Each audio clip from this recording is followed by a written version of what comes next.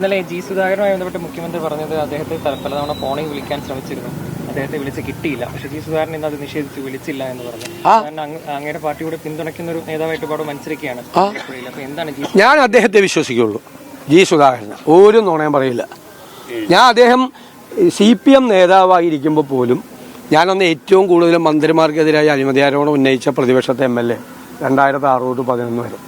അന്ന് മന്ത്രിമാരെ നമ്മൾ ആക്രമിക്കുന്ന സമയത്തും ഈ മനുഷ്യനെ കുറിച്ച് ആദരവോടുകൂടി സംസാരിച്ചിട്ടുള്ള ഒരാളാണ്. നിയമസഭയിലെ റെക്കോർഡിൽ കിടക്കുന്നുണ്ട് ഞാൻ അദ്ദേഹത്തെക്കുറിച്ച് പ്രസംഗിച്ചത് 2008-ലോ 2009-ലോ.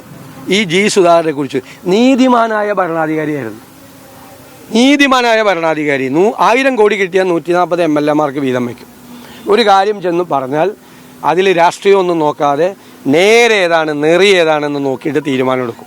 അങ്ങനത്തെ ആളാണെന്ന് ഞാൻ അദ്ദേഹത്തെക്കുറിച്ച് നിയമസഭയിൽ വേറൊരു മന്ത്രിയെക്കുറിച്ച് എനിക്ക് ഇതുവരെ പറയാൻ, LDF മന്ത്രിയെക്കുറിച്ച് പറയാൻ, CPM മന്ത്രിയെക്കുറിച്ച് പറയാനുള്ളൊരു അവസരം എനിക്ക് ഉണ്ടായിട്ടില്ല. അദ്ദേഹത്തെക്കുറിച്ച് പറഞ്ഞു, അദ്ദേഹത്തെക്കുറിച്ച് ഇപ്പോഴും ആദരവുണ്ട്. ഞാൻ അദ്ദേഹം പറഞ്ഞത് വിശ്വസിക്കുള്ളൂ. അതൊക്കെ നിങ്ങൾക്ക് എങ്ങനെ വേണമെങ്കിലും വ്യാഖ്യാനിക്കാന്നേ, നിങ്ങൾക്ക് എങ്ങനെ വേണമെങ്കിലും വ്യാഖ്യാനിക്കാം. അദ്ദേഹം ഒരു നിലപാടെടുത്ത് നിന്നു.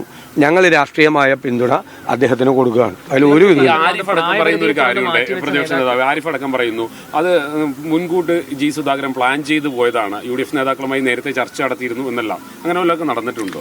അതൊന്നുമല്ല. അത് അദ്ദേഹം ഒരു തീരുമാനം എടുത്തു കഴിയുമ്പോൾ ഞങ്ങൾ അദ്ദേഹത്തെ ബന്ധപ്പെട്ടു. അപ്പോൾ തീരുമാനം എടുത്തു കഴിഞ്ഞിട്ടാണ് ഞങ്ങൾ അദ്ദേഹത്തെ ബന്ധപ്പെട്ടു. ഞങ്ങൾ അല്ലെങ്കിൽ തന്നെ അദ്ദേഹത്തെ ബന്ധപ്പെടുന്ന ആളാണ്. അദ്ദേഹത്തിന് കാലിന് ഒരു പരിക്ക് പറ്റി കിടന്ന സമയത്ത് ഞാൻ തന്നെ എത്ര പ്രാവശ്യം വിളിച്ചിട്ടുണ്ട് അദ്ദേഹത്തെ. അത് ഞങ്ങളിപ്പോൾ ആലപ്പുഴ കൂടെ പോകുമ്പോൾ അദ്ദേഹത്തെ വിളിക്കും. അതൊരു ബന്ധമാണ്. നല്ല ബന്ധമാണ് അദ്ദേഹമായിട്ട് ചെയ്യുന്നത്. ഇപ്പം ഞാൻ പന്നിയൻ രവീന്ദ്രൻ എനിക്കെതിരെ 2011 മത്സരിച്ച ഞാനും അദ്ദേഹമായിട്ട് നല്ല ബന്ധമാണ്, ഭയങ്കര സ്നേഹബന്ധമാണ്, വലിയ ഇഷ്ടമാണ് ഞങ്ങൾ തമ്മിൽ അങ്ങോട്ടും ഇങ്ങോട്ടും. ഞങ്ങളിവിടെ മത്സരിച്ച സമയത്ത് അങ്ങോട്ടും ഇങ്ങോട്ടും മോശമായിട്ടൊരു വാക്കുപോലും പറഞ്ഞില്ല രണ്ടുപേരും. ആ സൗഹൃദം ഞങ്ങളിപ്പോഴും പുലർത്തുന്നുണ്ട് ഒരുപാട് ആളുകളുമായിട്ട്. അതുപോലെ ആദരവോടുകൂടി ബഹുമാനം നമ്മൾ ഉള്ള ഒരാളാണ് ജി സുധാകരൻ. ഞാൻ അദ്ദേഹത്തെക്കുറിച്ച് ഒരു വാക്ക് പോലും. തളിപ്പറമ്പ് സീറ്റിലും ഇപ്പം ശ്യാമളയ്ക്ക് സീറ്റ് കൊടുത്തത് മെറിറ്റ് അടിസ്ഥാനത്തിൽ തന്നെയാണെന്നാണ് മുഖ്യമന്ത്രി പറയുന്നത്. കഴിഞ്ഞ വലിയ വിവാദമായിരുന്നു പാർട്ടി സെക്രട്ടറി. അല്ല, CPM-ന്റെ മെറിറ്റ് എന്താണെന്ന് മനസ്സിലായില്ല. CPM-ന്റെ മെറിറ്റ് എന്താണെന്ന് ആ പാർട്ടി നേതാക്കന്മാർ തന്നെ പറഞ്ഞല്ലോ. ആ തളിപ്പറമ്പിലെ ഏറ്റവും മുതിർന്ന കമ്മ്യൂണിസ്റ്റ് നേതാവാണ്. കണ്ണൂർ ജില്ലയിലെ തന്നെ ഏറ്റവും മുതിർന്ന കമ്മ്യൂണിസ്റ്റ് നേതാവാണ്. 25 കൊല്ലം അവിടെ ഏരിയ സെക്രട്ടറി ആയിരുന്ന ആളാണ്. ഇപ്പോൾ ജില്ലാ സെക്രട്ടേറിയറ്റിലെ നമ്പർ 1 ആണ്. അദ്ദേഹമാണ് ഇതിനെക്കുറിച്ച് പറഞ്ഞത് അല്ലേ.